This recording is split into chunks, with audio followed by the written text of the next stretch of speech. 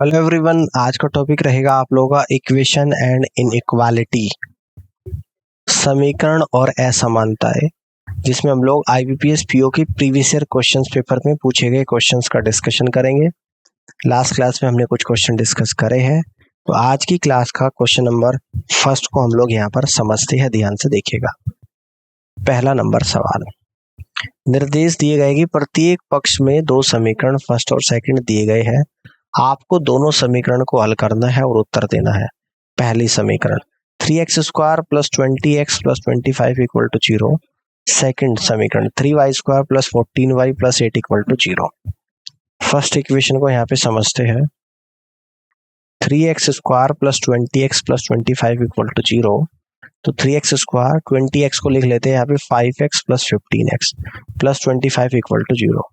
तो पहले दो टर्म में अगर मैं x कॉमन ले लूँ तो ब्रैकेट के अंदर आएगा 3x प्लस 5। लास्ट के दो टर्म में अगर मैं 5 कॉमन ले लूँ तो ब्रैकेट के अंदर आएगा 3x प्लस 5। तो कॉमन फैक्टर हो जाएगा 3x प्लस 5 और दूसरा फैक्टर बनेगा x प्लस 5 इक्वल टू 0। तो x प्लस 5 इक्वल टू 0, तो x बराबर -5। 3x प्लस 5 इक्वल टू 0, तो x बराबर -5/3। सेकेंड इक्वेशन को समझते हैं। 3y² plus 14y plus 8 equal to 0। तो 3y² 14y को हम लोग लिख सकते हैं 2y plus 12y plus 8 equal to 0। तो पहले दो टर्म में अगर y कॉमन ले लो तो अंदर आएगा 3y प्लस 2। लास्ट के दो टर्म में अगर 4 कॉमन ले लो तो अंदर आएगा 3y प्लस 2 इक्वल टू 0। तो कॉमन फैक्टर 3y प्लस 2 आ गया, दूसरा फैक्टर y प्लस 4 आ गया equal to 0। 3y plus 2 equal to 0 यानी कि y बराबर -2/3 और y प्लस 4 इक्वल टू 0 यानी कि y बराबर -4। अब रिलेशन चेक करते हैं। अगर x -5 है और y -2/3 है तो x से बड़ा होगा y। अगर x -5 और y x -4 तो x से बड़ा होगा y। अगर x है -5/3, ठीक है, और y है आप लोगों का -2/3, तो यानी कि कौन सा बड़ा होगा? तो y बड़ा होगा। अगर x -5/3 और y -4 है तो इस केस में x बड़ा हो जाएगा। तो x भी बड़ा हो रहा है, कहीं x छोटा हो रहा है, तो आप यहाँ से कह देंगे कि x और y के बीच में संबंध स्थापित नहीं किया जा सकता है। फिफ्थ ऑप्शन को आपको यहाँ पर टिक करना पड़ेगा। ठीक है ना, बात क्लियर हो गई है। अब आगे बढ़ते हैं। अगले क्वेश्चन को ध्यान से देखिएगा। निर्देश दिया गया है कि प्रत्येक प्रश्न में दो समीकरण फर्स्ट और सेकंड दिए गए हैं और आपको दोनों समीकरण को हल करना है और उत्तर देना है। तो पहली जो समीकरण आपकी यहाँ पर है 3x² plus 5x plus 2 equal to 0 और सेकंड जो समीकरण है 3y² plus 18y plus 24 equal to 0 है। तो पहली समीकरण को हल करते हैं। 3x² plus 5x plus 2 equal to 0। तो 3x², 5x को लिख देते हैं यहाँ पे ब्रेक करके 3x plus 2x plus 2 equal to 0। तो पहले दो टर्म में अगर 3x कॉमन ले लो तो अंदर x प्लस 1 आएगा। आखिरी की दो टर्म में अगर 2 कॉमन ले लो तो अंदर x प्लस 1 आएगा। कॉमन फैक्टर x प्लस 1 है और दूसरा फैक्टर 3x प्लस 2 आएगा इक्वल टू 0। तो यहाँ से आप लोग कह देंगे कि x की वैल्यू एक तो निकल कर आएगी -2/3 और एक निकल कर आएगी -1। अब दूसरी जो इक्वेशन है यहाँ पे देखिएगा ध्यान से, देखो यहाँ पे वैल्यू लिखी हुई है। दूसरी जो इक्वेशन है तो 3y² plus 18y plus 24 equal to 0 आएगा। तो यहाँ से हम लोग क्या कहेंगे, 3 से इस पूरी इक्वेशन को डिवाइड करूंगा तो y² plus 6y plus 8 equal to 0 आएगा। तो y² plus 4y plus 2y plus 8 equal to 0। तो पहले दो टर्म में अगर y कॉमन ले लूँ तो y प्लस 4 आएगा। आखिरी की दो टर्म में अगर 2 कॉमन ले लूँ तो आपका y प्लस 4 आएगा। तो y प्लस 4 आ गया एक और एक आ गया आपका x प्लस 2, तो इक्वल टू 0 आ गया। ठीक है ना, इक्वल टू आपका 0 आ गया। तो यहाँ से कहेंगे y प्लस 2 इक्वल टू 0 यानी कि y इक्वल टू -2 आएगा और y प्लस 4 यानी कि y प्लस 4 इक्वल टू 0, तो y बराबर -4। तो x माइनस का 2/3 है और y माइनस का 2 है, तो यानी कि x बड़ा होगा y से। x -2/3 और y -4, तो x बड़ा होगा y से। x -1 y -2 लूंगा तो x बड़ा होगा y से। x -1 y -4 लूंगा तो x बड़ा होगा y से। हर केस में x y से बड़ा बन रहा है, तो आप यहाँ से कह देंगे कि x y से बड़ा है, यानी कि फर्स्ट ऑप्शन सवाल का करेक्ट आंसर यहाँ पर बनेगा। इस तरीके से आप क्वेश्चन को सॉल्व कर सकते हैं। ठीक है, आगे बढ़ते हैं। अगले क्वेश्चन को ध्यान से देखिएगा। निर्देश दिए गए हैं कि निम्नलिखित प्रश्न में पहली और दूसरी से क्रमागत दो समीकरण दिए गए हैं, आपको दोनों समीकरण को हल करना है और उत्तर देना है। पहली जो समीकरण है 4x² - 15x + 14 = 0। दूसरी जो समीकरण है 6y² - 10y + 4 = 0 है। तो पहली समीकरण को यहाँ पर सॉल्व करते हैं। 4x² - 15x + 14 = 0। तो 4x², 15x को लिख दूंगा -8x - 7x + 14 = 0। तो पहले दो टर्म में अगर 4x कॉमन ले लो तो अंदर x - 2 आएगा। आखिरी के दो टर्म में अगर 7 कॉमन ले लो तो अंदर x - 2 आएगा। x - 2 कॉमन फैक्टर है, दूसरा फैक्टर आएगा 4x - 7। तो x - 2 = 0, तो x बराबर 2 आएगा। 4x - 7 = 0, तो x बराबर 7/4 आ जाएगा। ठीक है ना। सेकंड इक्वेशन है 6y² - 10y + 4 = 0।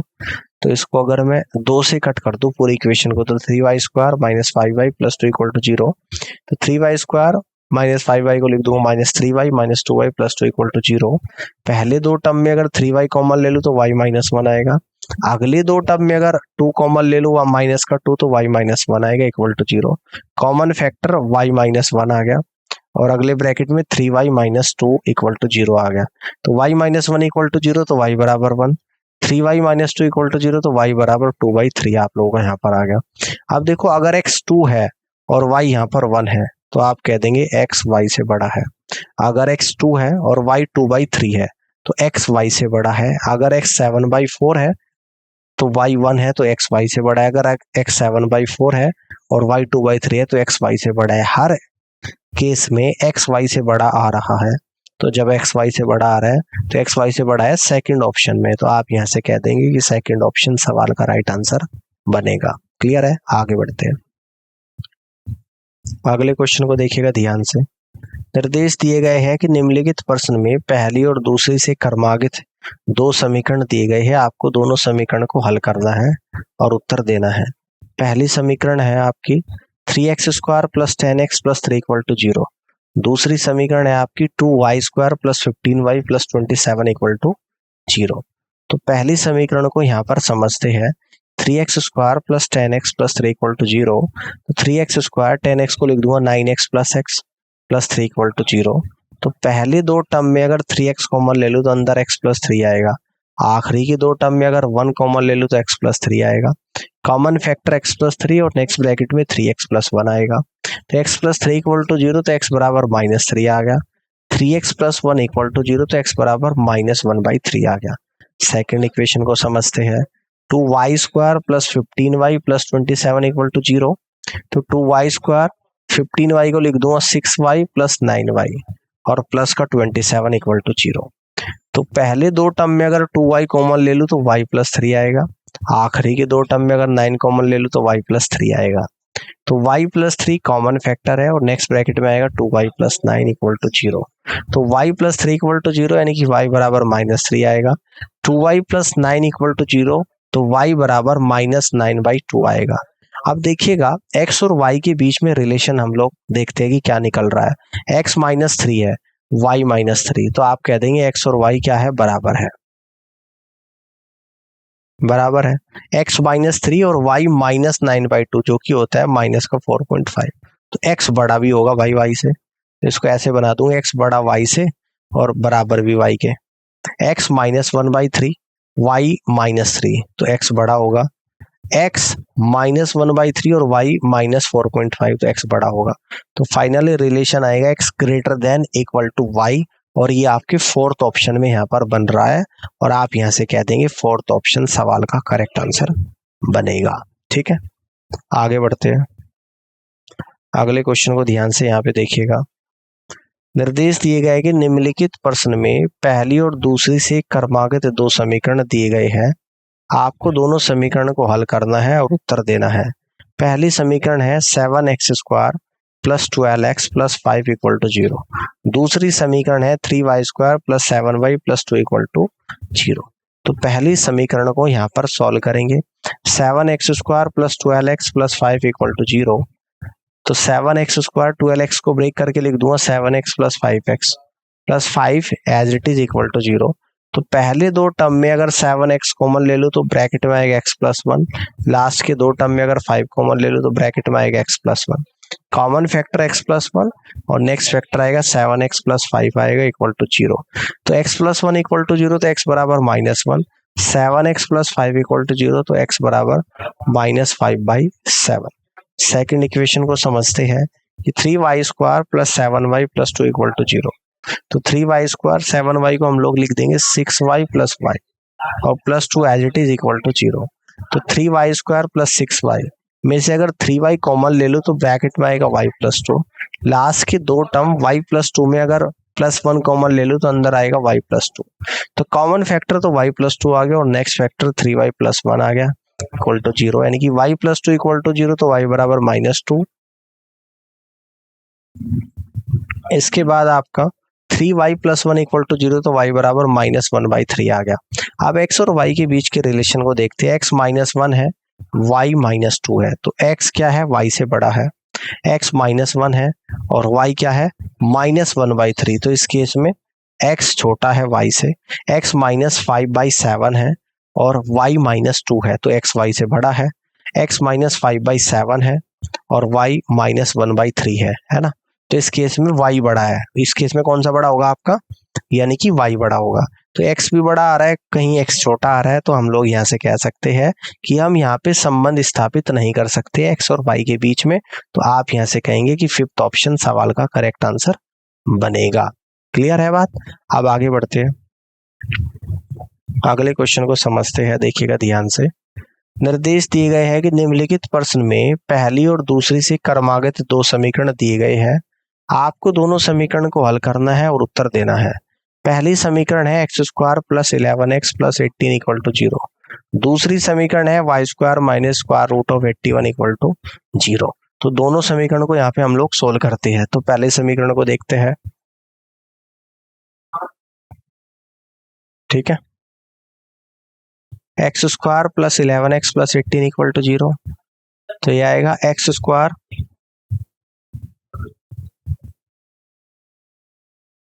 ठीक है, +2x + 9x + 18 equal to 0। 11x को 2x + 11x लिख दिया, 9x लिख दिया। पहले दो टर्म में से अगर x कॉमन ले लो तो ब्रैकेट में x + 2 आएगा, लास्ट के दो टर्म में से अगर 9 कॉमन ले लो तो ब्रैकेट में x + 2 आएगा, ठीक है ना। क्लियर है। तो x + 2 आपका कॉमन फैक्टर है और अगले ब्रैकेट में x + 9 है इक्वल टू 0 है। x + 2 इक्वल टू 0, x बराबर -2, x + 9 इक्वल टू 0 तो x बराबर -9, है ना। सेकंड है आपकी y² इक्वल टू √81। √81 क्या होता है, 9 होता है। तो y² इक्वल टू 9 यानी कि y बराबर √9। √9 के बाहर आएगा +-3, ठीक है ना, +-3 आएगा। तो x और y के रिलेशन चेक करते हैं। x -2 और y +3 है, तो बड़ी वैल्यू किसकी हो जाएगी, y की। अगर x -2 और y -3 है तो बड़ी वैल्यू हो जाएगी यहाँ पर x की। x -9 और y +3 तो बड़ी वैल्यू y की, x -9 और y -3 तो बड़ी वैल्यू y की। तो यहाँ पर एक बार x छोटा आ रहा है, एक बार बड़ा आ रहा, तो आप यहाँ से कहेंगे x और y के बीच में संबंध को स्थापित नहीं किया जा सकता है, यानी कि फिफ्थ ऑप्शन सवाल का राइट आंसर यहाँ पर बनेगा। क्लियर है। आगे बढ़ते हैं, अगले क्वेश्चन को समझते हैं। निर्देश दिए गया है, प्रत्येक पक्ष में दो समीकरण फर्स्ट और सेकंड दिए गए हैं। आपको दोनों समीकरण को हल करना है और उत्तर देना है। पहली समीकरण x² - 11x + 24 इक्वल टू 0। दूसरी समीकरण y² - 14y + 45 इक्वल टू 0, ठीक है। तो फर्स्ट समीकरण को सॉल्व करते हैं। यहाँ पे x² - 11x + 24 इक्वल टू 0। तो x² 11x को ब्रेक करके यहाँ पे लिख दूंगा x² - 3x - 8x + 24 equal to 0। पहले दो टर्म में अगर मैं x कॉमन लूँ तो ब्रैकेट में आएगा x -3, लास्ट के दो टर्म में अगर मैं 8 कॉमन ले लूँ तो ब्रैकेट में आएगा x -3। x -3 आपका कॉमन फैक्टर है और एक फैक्टर आएगा आपका x -8 equal to 0। x -8 equal to 0 तो x बराबर 8, x -3 इक्वल टू 0, x बराबर 3। सेकेंड इक्वेशन समझते हैं, y² - 14y + 45 इक्वल टू 0। तो y² - 14y को ब्रेक करके लिख दूंगा -5y - 9y plus 45 as it is equal to 0। पहले दो टर्म में y कॉमन लो तो y माइनस 5, आखिरी के दो टर्म में माइनस 9 कॉमन लो तो ब्रैकेट में आएगा y माइनस 5 इक्वल टू 0। तो y माइनस 5 कॉमन फैक्टर है और y माइनस 9 आ गया एक factor equal to 0। y minus 5 equal to 0 तो y बराबर 5, y माइनस 9 इक्वल टू 0 तो y बराबर 9। तो x 8 है और y 5 है, तो x है बड़ा y से। x 8 और y 9, तो x है छोटा y से। x 3 और y 5, तो y बड़ा है। x 3 और y 9, तो यानी कि y बड़ा है। तो एक जगह x बड़ा है, एक जगह x छोटा है, तो आप यहाँ से कह दोगे कि x और y के बीच में रिलेशन स्थापित नहीं किया जा सकता है, यानी कि फिफ्थ ऑप्शन सवाल का इस केस में बिल्कुल और सही आंसर बनेगा। ठीक है, क्लियर हो गया? आगे आ जाओ, अगले क्वेश्चन को यहाँ पे समझते हैं, इसको ध्यान से देखिएगा। निर्देश दिया गया कि प्रत्येक पक्ष में दो समीकरण फर्स्ट और सेकंड दिए गए हैं, आपको दोनों समीकरण को हल करना है और उत्तर देना है। पहली इक्वेशन है 6x square minus 11x plus 4 equal to 0। दूसरी इक्वेशन है 2y square minus 7y plus 6 equal to 0। पहली इक्वेशन को हम लोग यहाँ पे सॉल्व करेंगे। 6x square minus 11x plus 4 equal to 0। तो 6x स्क्वायर 11x को लिख दूंगा minus 3x minus 8x plus 4 equal to 0। पहले दो टर्म में अगर 3x कॉमन ले लूंगा तो 2x माइनस 1 आएगा। लास्ट के दो टर्म में अगर 4 कॉमन ले लूंगा तो 2x माइनस 1 आएगा। 2x माइनस 1 कॉमन फैक्टर है और 3x माइनस 4 नेक्स्ट फैक्टर आ गया equal to 0। 2x minus 1 equal to 0 यानी कि x बराबर 1/2। 3x माइनस 4 इक्वल टू 0 यानी कि x बराबर 4/3। अब सेकंड इक्वेशन को समझते हैं। 2y square minus 7y plus 6 equal to 0। 2y square minus 7y को लिखा है 4y minus 3y plus 6 equal to 0। तो 2y अगर इसमें से कॉमन ले लूँ तो अंदर आएगा y माइनस 2। 3 कॉमन ले लूँ तो अंदर आएगा y minus 2। y minus 2 common factor और एक फैक्टर आएगा 2y minus 3 equal to 0। 2y minus 3 equal to 0 यानी कि y बराबर 3/2। y माइनस 2 इक्वल टू 0 तो y बराबर 2। अगर x 1/2 है और y 3/2 है तो x से बड़ा है y। x 1/2 y 2, तो x से बड़ा है y। x 4/3 y 3/2, x से बड़ा y। x 4/3 और y 2 है तो x से बड़ा y।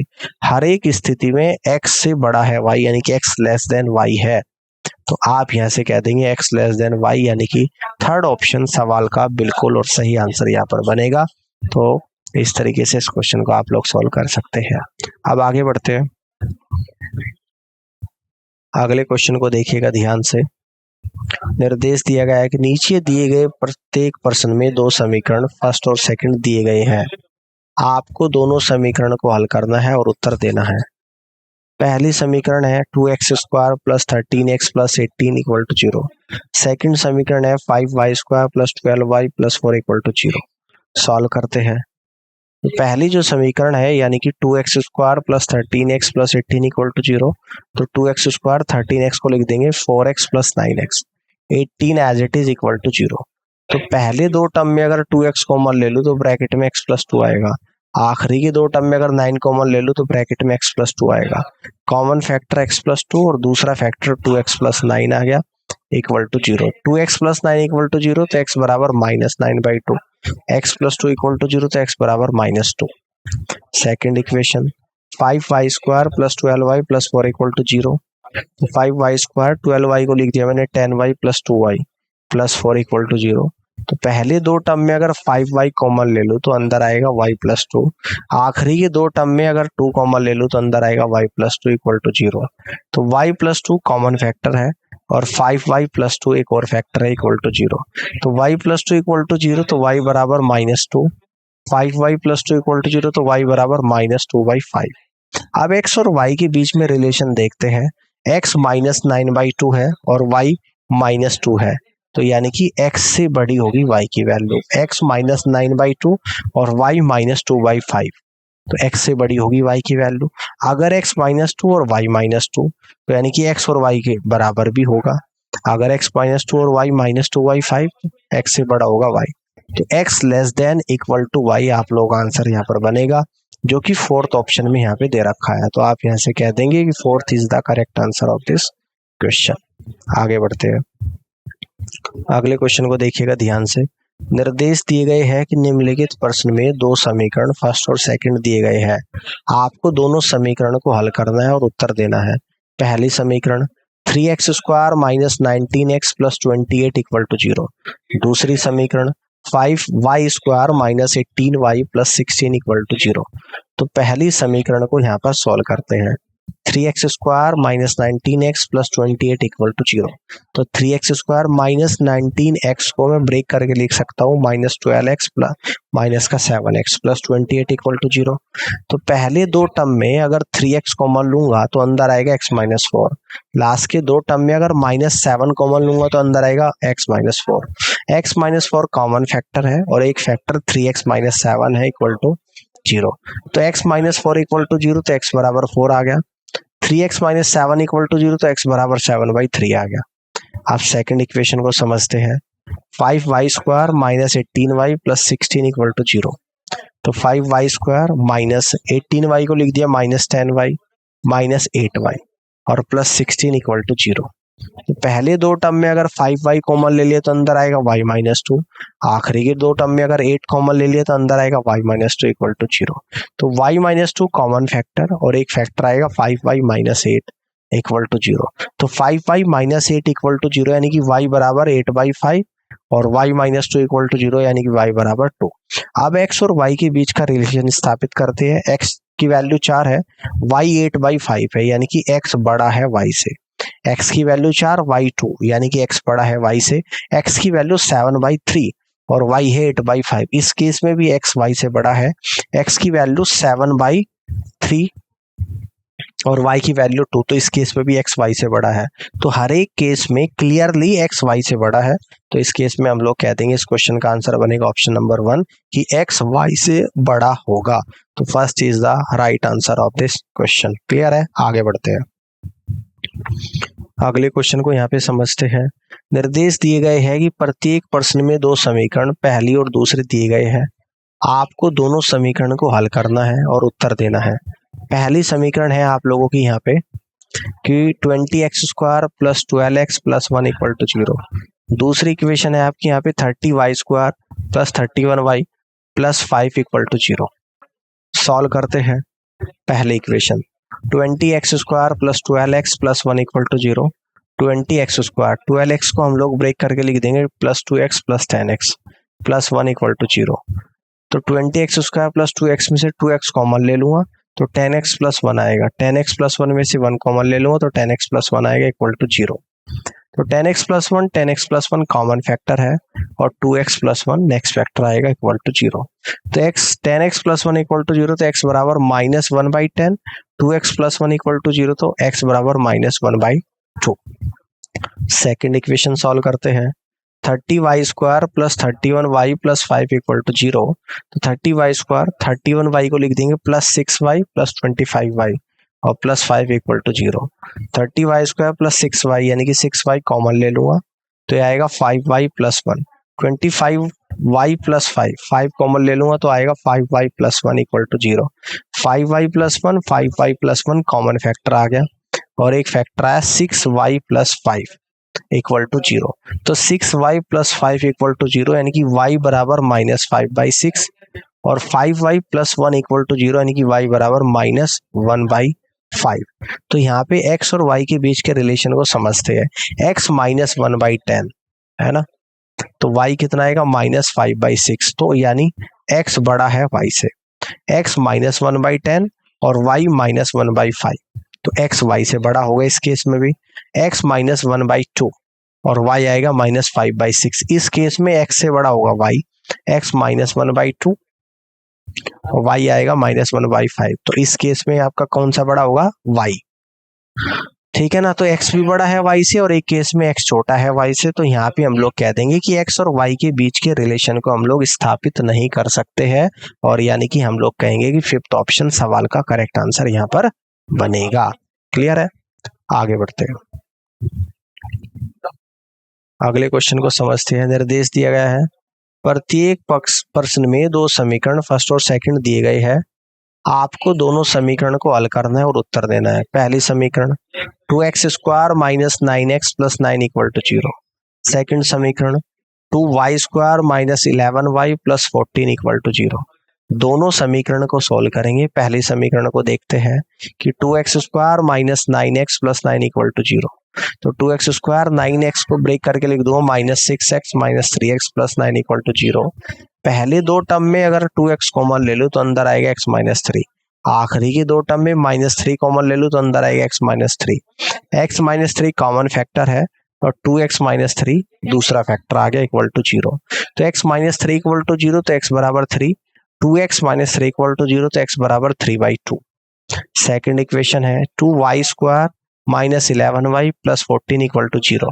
तो 2y² माइनस 11y को ब्रेक करके लिख सकता हूँ minus 4y minus 7y plus 14 equal to 0। पहले दो टर्म में अगर 2y कॉमन ले लूँ तो y माइनस 2। आखिरी के दो टर्म में अगर माइनस 7 कॉमन ले लूँ तो y माइनस 2 आ गया equal to 0। y minus 2 common factor और 2y माइनस 7 दूसरा फैक्टर आ गया इक्वल टू 0। तो 2y माइनस 7 इक्वल टू 0 तो y बराबर 7/2 और y माइनस 2 इक्वल टू 0 तो y बराबर 2। अब x और y का रिलेशन समझते हैं। x 3 है तो y आप लोगों का 7/2, तो x से बड़ा है y। x 3 है तो y 2, तो x बड़ा है y से। x 3/2 और y 7/2, तो y बड़ा है x से। x 3/2 और y 2 यानी कि y बड़ा है। तो कहीं x बड़ा है कहीं x छोटा है, तो इस केस में हम लोग कह देंगे कि x और y के बीच में आप रिलेशन स्थापित नहीं कर सकते हो, यानी कि फिफ्थ ऑप्शन सवाल का बिल्कुल और सही आंसर यहाँ पर बनेगा। इस तरीके से क्वेश्चन को सॉल्व करना होगा। आगे बढ़ते हैं। ये आज की क्लास का आखिरी सवाल है, इसको समझते हैं। निर्देश दिया गया है कि निम्नलिखित प्रश्न में दो समीकरण पहली और दूसरी दिए गए हैं। आपको दोनों समीकरण को हल करना है और उत्तर देना है।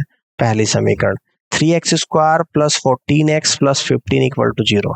दूसरी समीकरण 2y² plus 19y plus 44 equal to 0। अब इन दोनों इक्वेशन को 1 बाय 1 करके सोल्व करेंगे। पहली equation 3x² plus 14x plus 15 equal to 0।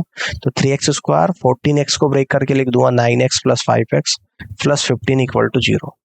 तो पहले दो टर्म में अगर 3x कॉमन ले लूँ तो ब्रैकेट में आएगा x प्लस 3। आखिरी के दो टर्म में अगर 5 कॉमन ले लूँ तो ब्रैकेट में आएगा x प्लस 3।